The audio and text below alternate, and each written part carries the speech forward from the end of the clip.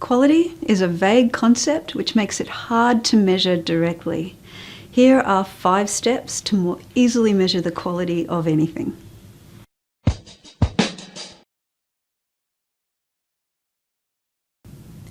We don't measure a recipe, we measure each of its ingredients, and the ingredients will vary depending on the recipe and the tastes of the people who will be fed by it. Some ingredients need to be measured because they matter, like eggs in a souffle, or sugar in cookies, or butter in pastry. But there are other ingredients that don't need to be measured, like lettuce in a salad, or broth in a risotto, or decorations on a cake. A recipe is a concept, and it's only the ingredients that can be measured meaningfully.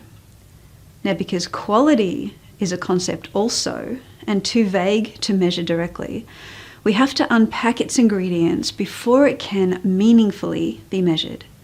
Now, inspired by Douglas Hubbard's clarification chain from his brilliant book, How to Measure Anything, is this basic guideline that I use to make vague concepts measurable. Firstly, unpack the multi-focus concept, like quality, into single focus attributes, and second, reword the intangible concept, like quality, into observable language. Quality is both intangible and multi-focus. We can't meaningfully measure it until we unpack the attributes and make each attribute observable. And here's how. Step 1 is to ask, what entity do you want to measure the quality of? Now, quality relates to so many things. Fundamentally, quality is about how good something is. And even more specifically, it's about how good something is relative to how good it should be. So it can be useful to measure the quality of all kinds of entities that we work on, like these, for example. Data quality, like financial data or performance data or HR data. Product quality, like for a vacuum cleaner or gourmet chocolate. Service quality or customer experience, like a train trip or legal advice. Software quality, like a meditation app or a KPI dashboard app. Process quality, like technical support processes or a delivery process or manufacturing process. Our first step then is to clearly identify the specific entity that we want to measure the quality of. Step 2 is to ask, who defines the quality of that entity?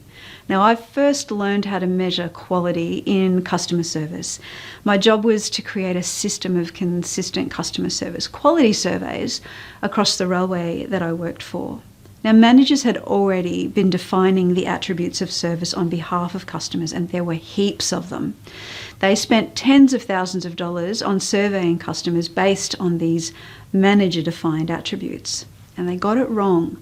On-time running was not the most important attribute to customers, as managers had assumed, and the attributes that were most important to their customers, like safety and security on trains and in stations, the managers were not even aware of. It's customers that define the most important attributes of quality for the entity of customer service, not managers. The experts who should define the most important attributes of quality are the users, the end users. For example, data quality might best be defined by data scientists or others who both analyse the data and understand the structure of data. Software quality might best be defined by the end users of the software. Service quality is best defined by the customers that directly experience that service. Before you measure the quality of your entity, you need to let the experts define the quality attributes worth measuring. So who is the end user of the entity you want to define the quality of? Step 3 is to ask, what's their overall assessment of quality? Don't add up the attributes to create an overall. That is a composite measure or index, and it's very unreliable and inaccurate if you want to understand the overall quality, especially when you can actually measure it directly. Often we're too quick to assume that we can't measure something directly, when in fact we can. We just have to ask the question.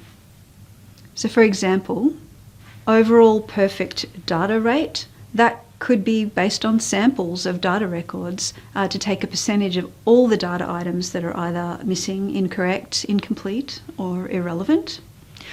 Overall user perception of software quality, that could be an average rating provided by the users on a scale of 1 to 10 of the degree to which the software overall meets their requirements.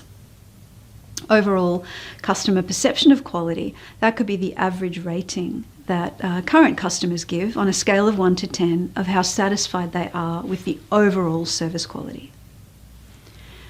So how could you get a direct measure of the overall quality of your entity? Now, step 4 is to ask which specific attributes of quality matter most to them now.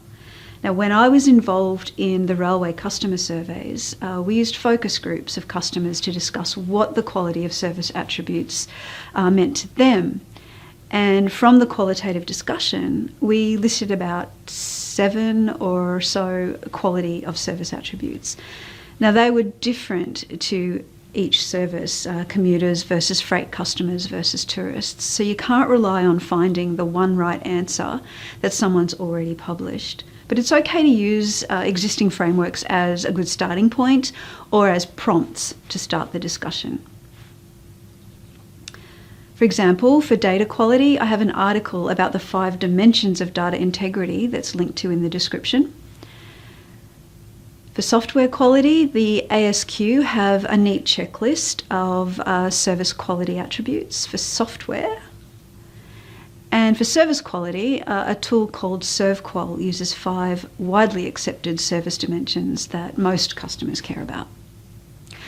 So what method could help you get an objective list of quality attributes for your entity? Step 5 is to measure the most important 3 attributes. Now, when you've worked out which are the top 3 attributes of quality for your entity and you've made sure that you express them measurably, you can go ahead and design your own performance measures of those quality attributes. Now, I do recommend designing your own measures rather than just copying them from published lists of what others might measure, and that's because you want the right KPIs that will fit your situation the best.